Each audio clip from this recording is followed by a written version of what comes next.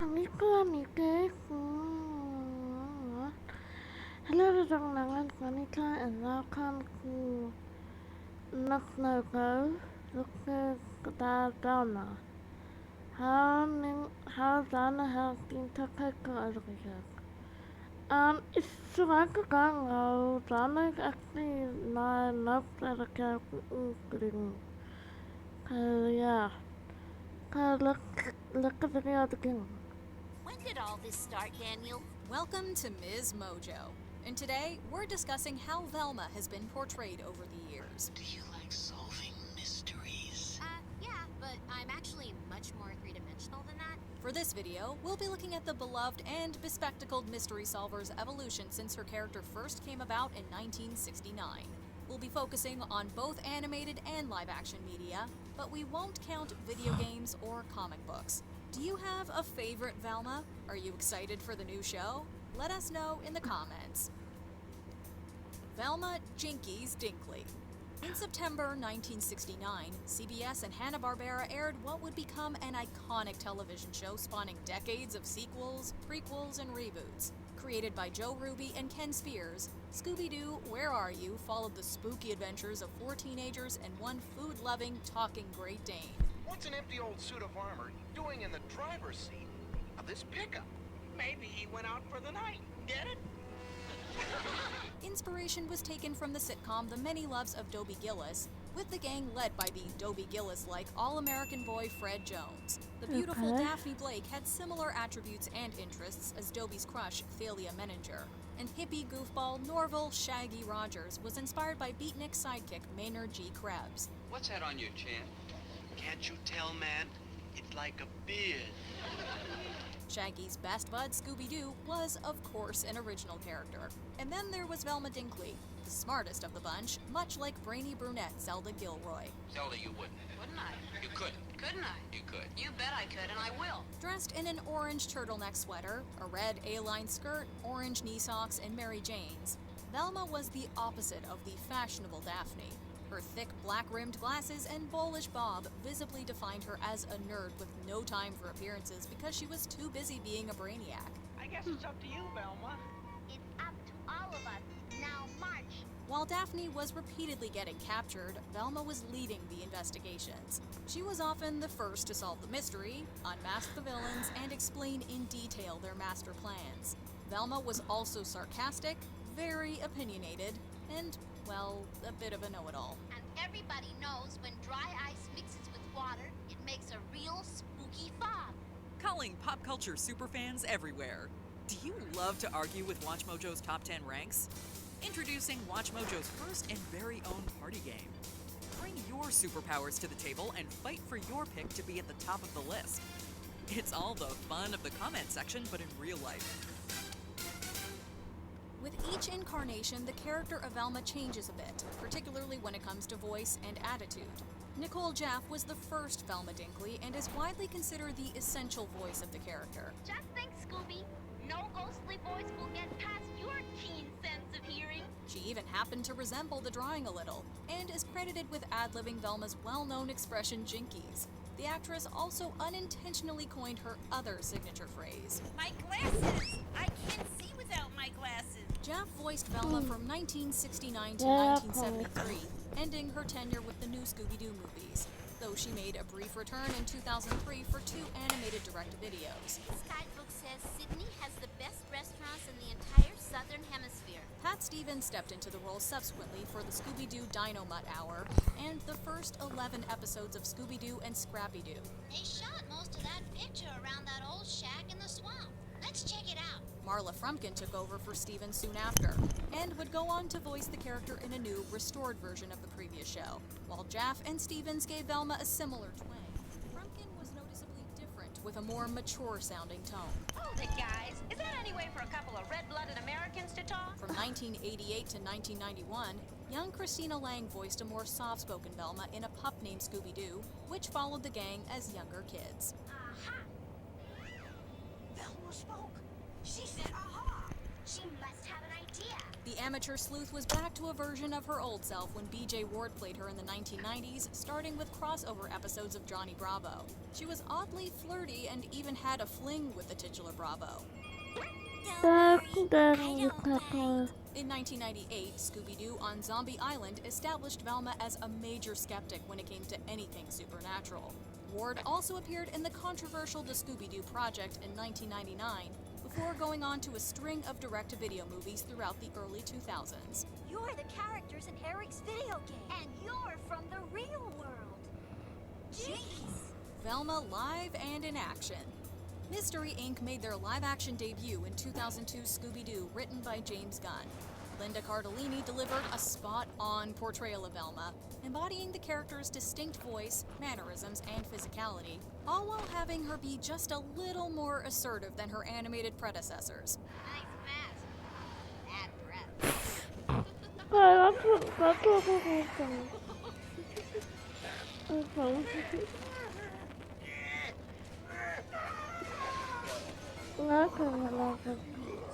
that's what In the film, she decides to quit the gang because she's tired of being the primary case solver who receives the least credit. When they reunite, it turns out she'd been putting her genius to good use working at, literally, NASA. Developing hydro-powered missile defense systems. But more importantly, I'm on a journey of self-discovery. Her characterization would take a bit of a turn in the 2004 sequel, Scooby Doo 2: Monsters Unleashed. She became strangely nervous and far less confident when it came to her love interest, Patrick Wisely. He's the curator here at the museum. It's very nice to meet you, Patrick. I hope you'll be working closely with our Velma on this ever-expanding exhibit. While it was kind of endearing to see her so flustered, we also have to admit we missed her trademark sweater and skirt combo, which she temporarily swapped out for a tight red jumpsuit and heels. Unfortunately, this wasn't the last time we'd see Velma acting differently around a guy. You are as beautiful as ever. Yeah, You're just so different than I expected. A modern Velma. In 2002, over a decade after A Pup Named Scooby-Doo ended, a modernized Scooby and the Gang returned in What's New Scooby-Doo, with Facts of Life alum Mindy Cohn in the role of Velma. Hands at 10 and 2. Check. Mirrors. Check. Breathe. Defibrillator. The series gave each character more personality, and we learned that Velma, in this iteration, loves ice hockey and fears clowns. Still, it mostly kept with the original series format. Isn't there something missing from that plan? I don't think so. Splitting up. Ring a bell? You always want to split up and look for clues. Really? The real departure came in 2010 with Cartoon Network's Scooby-Doo Mystery Incorporated, which included one of the most polarizing versions of Velma, still voiced by Cohn. Appearance-wise, she wore her classic colors, but her orange turtleneck was more form-fitting, and her hair was styled with bows. That's depressing. Yes, it is. But what can you do? Instead of the witty genius fans came to love, however, this show saw her as snarky, controlling, and easily upset. Most of this characterization unfortunately surfaced when she was dealing with Shaggy, her secret boyfriend. Fortunately, I think I have the perfect solution. Am I gonna like it? Their relationship alone was rather bizarre, but Velma's unhinged behavior was even worse. She criticizes his clothes, speech, and eating habits, and aggressively tries to change him. So how's it going with the prom tickets? Prom tickets? I gotta do that. What about the limo? And my corsage? Your tux? An argument about attending prom ends in Velma kicking over headstones in a cemetery. At one point, she even gives Shaggy an ultimatum that consists of choosing between her and Scooby. Don't suppose you got around to deciding the Scooby versus Velma question I asked you. Just wondering before we're pulverized. Unsurprisingly, Shaggy sticks with his longtime pal. And after they call it quits in episode 10, there's some obvious tension in the group. Though her character arc would make her more likable in the end, this is definitely an installment of Velma that takes a bit of getting used to. This one got good. From coded to canon. It wasn't until years after Scooby Doo Mystery Incorporated ended when series producer Tony Cervoni offered an explanation for Velma's out-of-character behavior in her relationship with Shaggy. In 2020, he posted on Instagram saying that she was in fact written as a lesbian. However, the higher-ups had them water things down, and her sexual orientation was ultimately left ambiguous. Please, tell me what's going on! V, this is no time for fooling around. She developed an enemies-to-friends relationship with Marcy Hot Dog Water Fleech, voiced by Linda Cardellini. Season 2 ended with the implication that Velma and Marcy were an item. I gotta tell the gang. That's my girl. It's been long speculated that Velma was queer-coded, especially with the way she's styled to be the opposite of Daphne. Not just in her appearance, but also in her interests. In other words, she was never a boy-crazy fashionista. James Gunn's script for the 2002 live-action film hinted at her sexuality, but was significantly toned down, with some scenes completely cut out by the studio. What? Oh, nothing. I was always picked last for the teens. Velma's inclusion in the LGBTQIA community was solidified in October of 2022 with Trick or Treat Scooby Doo. Before its release, a clip revealed that Velma, voiced by Kate Micucci, who'd been in the role since 2015's Be Cool Scooby Doo, would have a female love interest, criminal undercover costume designer Coco Diablo. And as promised, here are your Scooby snacks.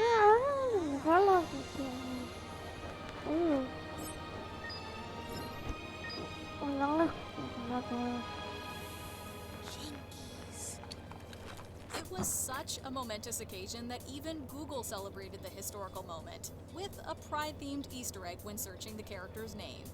And needless to say, fans were ecstatic with Velma's long-anticipated coming out. That was my reaction too. All about Velma.